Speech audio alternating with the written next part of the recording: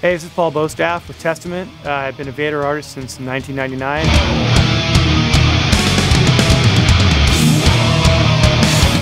My drum influences, what got me into playing drums was basically watching TV one day when I was a little kid. I remember the one thing about rock and roll. I grew up in a family where all we listened to was swing, like, you know, the Glenn Miller, Benny Goodman, stuff like that. My mom was into jazz and whatnot, but those were all really cool styles of music. First time I heard rock and roll, it was like just kind of like any probably kid who loves rock and roll, it blew my mind. But I remember watching a rock band on TV one day. I couldn't even tell you who they were. It was just the first live concert I ever saw. My eyes were totally fixated on the drummer. I couldn't take my eyes off the drummer, and I always felt while watching that it was a tremendous responsibility, because the drummer messes up, the entire band messes up. So I kind of thought at that point that's a responsibility I wanted to have. And after I found out how you have to move gear around being a drummer, I kind of regret it now, because the drummer has the most gear out of everybody. That's actually a joke, but anyway, my first influences on the drums, I actually weren't necessarily drummers as they were bands. I'd say the Beatles and the Beach Boys were the first two kind of musical influences I had that kind of got me into playing drums, because I liked the music so much. And then I started getting into AC/DC, which I really liked the style of drums.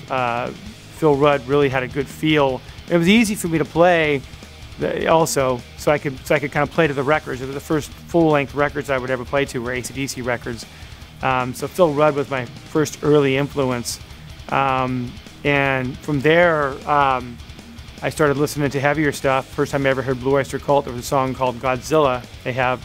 And that was the heaviest guitar riff I had heard at the time. And I started just progressively getting into other things. One of my best friends brought Iron Maiden over to my house, Iron Maiden Killers. And we thought the album cover was so cool that we had to listen to it right away. He found it at a record store and just saw the record cover, flipped out, brought it over to my house, and that got me into Clive Burr, who was one of the drummers of Iron Maiden. So we became huge Iron Maiden fans. This was before I really got into my first serious band. I was floating around from band to band. So I'd say the first two early influences I had on my drumming, in terms of metal, would have to be Clive Burr and Nico McBrain of Iron Maiden. And after that, music changed slightly because Metallica started becoming popular. Thrash metal started becoming something that was new. And so I joined a thrash metal band called Forbidden Evil. And at that time, when I was in Forbidden, I was still a big Iron Maiden fan, and then Judas Priest, that got me into Simon Phillips. Also at the time, there's other bands that are my favorite type of bands. Toto was another band. The drummer of Toto was Jeff Porcaro, who was another tremendous influence on my playing, in terms of what I'd like to be as a drummer. Jeff was an amazing studio drummer. Anybody who knows who he is, and just an amazing drummer altogether. And I would say I would attempt to play to their records, because I could never quite pull off exactly how he played it, but it was always a goal of mine. And I would have to say, after joining Forbidden, I started getting it. Well, that's when Slayer came out with Rain and Blood.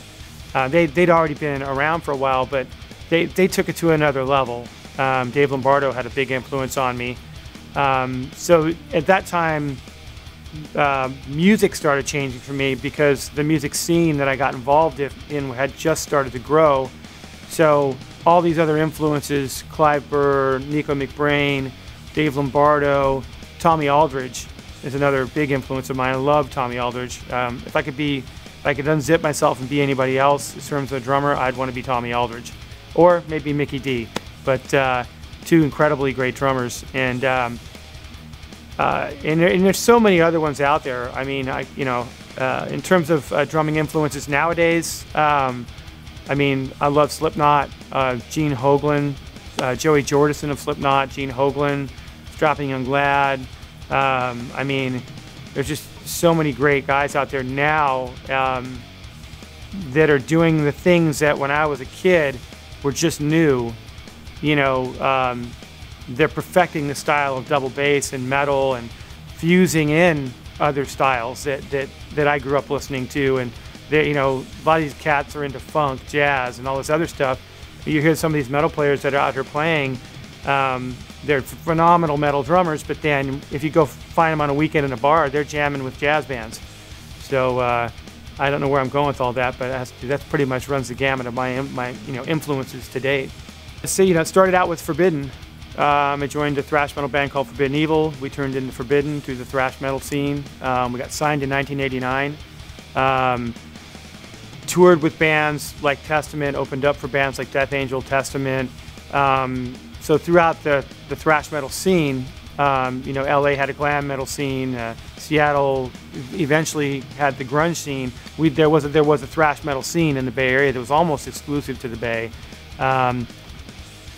Through that scene, you know, every player had a reputation. So I suppose by reputation and by happenstance, when I left Forbidden, I got a phone call from Slayer to audition when Dave Lombardo had departed from the band from Slayer. So I went down to LA, auditioned for Slayer, and got the gig. Played with them for about 10 years till about 2001. After that, kind of you know, kind of bounced around a little bit, you know, trying to figure out what I wanted to do. Had a few physical injuries I had to overcome. I had an elbow injury and a knee injury also. I used to play a lot of soccer, and I injured my ACL playing soccer. So it's kind of funny, just to set the rumor straight to anybody out there.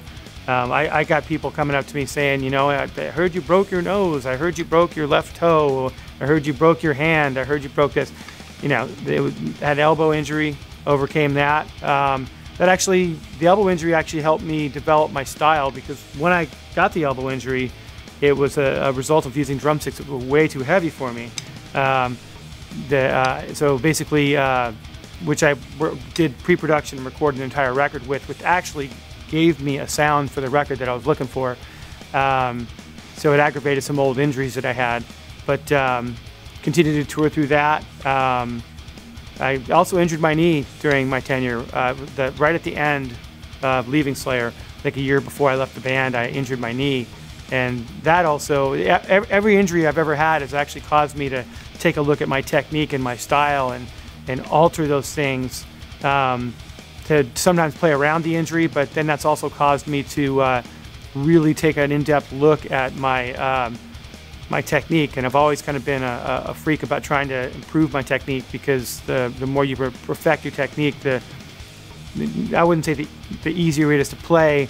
I would just say the more efficiently you can get things done behind the kit.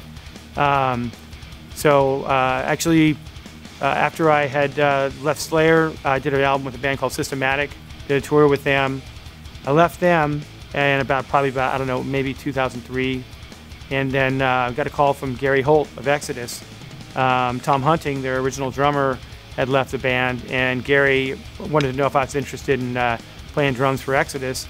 So he sent me a demo tape out, and it was truly heavy material. I mean, if anybody who knows Gary Holt knows how heavy he is, but he's one of the unsung thrash metal heroes in terms of guitar. The guy is just heavy. He defines heavy. So I was blown away by the demo tape that he gave me. That led to an album called Shovel-Headed Kill Machine, and I did with Exodus in 2006. I toured with them for a couple years, left the band in 2008. Got a call from Testament. They needed somebody to do some pre-production tracks with them, and I came in for pre-production. We started tracking. I've known the guys for years, and they asked me if I wanted to join the band, so we recorded for the formation of Damnation. And that brings me here.